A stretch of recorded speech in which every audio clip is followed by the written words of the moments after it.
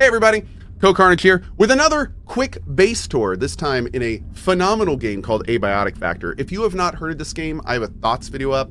Definitely check it out. This game is something very, very special. What you're about to see is our kind of final base for our playthrough. This playthrough lasted over 100 hours. When we first got here, this place was basically empty. We kind of tore everything down and put everything back. This base has been awesome, and I've absolutely loved my time in it. So, without further delay, let's get started. Where are we? We are currently in the power services location, which is in one of the reactor sections. It has a beautiful view, which we really like. Also some great utility with the position. This laser bridge catches us when we zone into this area and then brings us right into the front. Have some nice little fishing traps and stuff down here. Moving in, this is our base.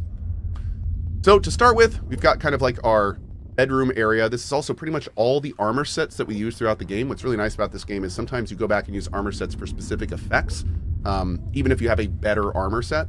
So these are all the different sets that we were using for different reasons throughout most of the game. We have a few others, but a sip of water would suffice. That's most of them. Here's our boy, Lil Snort. Hi, Lil Snort.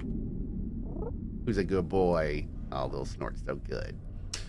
Anyway, going over here. This is our bedroom. We have like some fun Tarrasque helmets, paintings we found, various stuff around the world that we brought back. This guy right here is a bit of a spoiler, so I'm not going to talk about him. These are some fish that we've caught throughout the world, which is really cool. Got a little rare guy in there, which is fun. Moving up here, we've got our farming area. These are large farms and pretty much cover everything we need. You can grow a lot more things, but unfortunately, one of the worst parts about this game is the lack of development in the food department. So we were not able to, there really wasn't a lot of reason to do too much farming at the end of the day. Gonna get a little bit of rest here real quick because don't want that vignette up the whole time.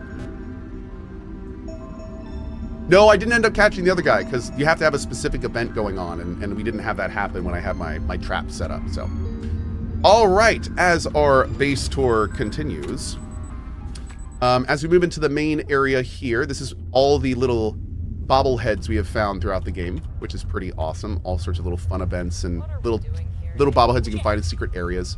Brought them all back to here. Same with these. These are pictures of the developers' animals and stuff. You can kind of find these throughout the game in different desks and areas. So we've been collecting them and bringing them back. Over here, we come into our kitchen. The kitchen right now has freezers. These are going to keep our food completely frozen. This one is not going to freeze them, but it's going to keep the radiation out of them. So some of our more heavily radiated stuff is in here. Everything's on batteries, which means that when the power goes out, like it just did, it stays nice and powered, which is great. We also have like our convection oven, got a couple of places to cook over here, a warming table that I just kind of plug all the stuff in as I need it. You of course have to live, laugh, loot, the channel motto. We have some stuff coming out with that soon. Going into the back end, hey girl, how you doing? This over here, this outer area, this, when we get attacked, is where the enemies come in. So what we did was we basically layered a wall of death here, and all of these are shock traps. So as all the enemies come in, they get shocked, murdered, and then we get to come over here and just pick up all the loot, which is great. Now, we're going to talk about this room later, but when you see us warp to it later, just know that area is right here. Going back in through the kitchen. This is another really nice reason that I got this base. This actually takes us to other parts of the world. It's like a little bit of a micro fast travel system. So it worked out really well to have that right next to our base.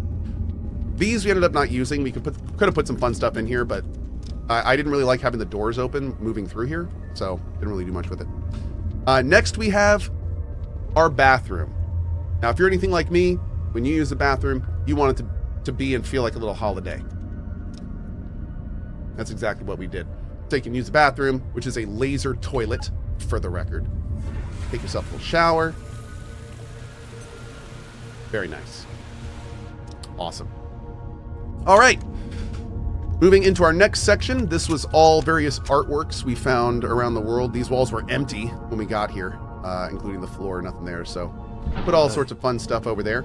Moving into our top area, this was our main production location. This is where all the magic happened. Everything is broken into different labeled nice containers. All these containers get auto-sorted using our distribution pad. All of our crafting stuff here. The items that we collected but didn't really need a ton of, we broke into these areas, like trinkets, armor, weapons, that kind of thing. Yeah, all this worked out really well. Over here, we used to have our whole power situation and some various other stuff that we needed, but we didn't really use that area too much because we were over in this area the entire time. Finally, the last thing to show you is the portal room. This game has some phenomenal QOL in getting around the world. These are all portals that we built ourselves. This one takes us to our main portal room, which was the room that you saw earlier. This room here, all of these go to different locations around the world. I didn't really have a good way to make signs, so what I did was I used item stands with items to represent where the portals go. So this goes to the security station. That's the portal room. This goes to New Canaan. This guy goes to the reactor sector. All these are different areas for different farming. This goes to the blacksmith to buy stuff. This goes to the witches to farm them, reinforced CPU farm, terraced farm, and various stuff like that. And then this one, this specific portal, I used as a town portal. So anywhere I would go, this portal would come with me. So if I ever wanted to just go wherever I was last in the game, that would be wherever this portal went. So that, at the end of the day, is our base build. This base build was a huge amount of fun. I loved every second of it. This is one of those games where you can kind of go out into the world, collect fun things from around it, and bring it back to your base. And it is so much fun doing stuff like that. As you can see, it ended up pretty nice. Like I really ended up digging this base. It was great to have as kind of a repeated location to come back to over and over. It was awesome. So anyway, I hope you enjoyed our little base tour here. Abiotic Factor is a great game. You should go play it, and we'll see you next base tour.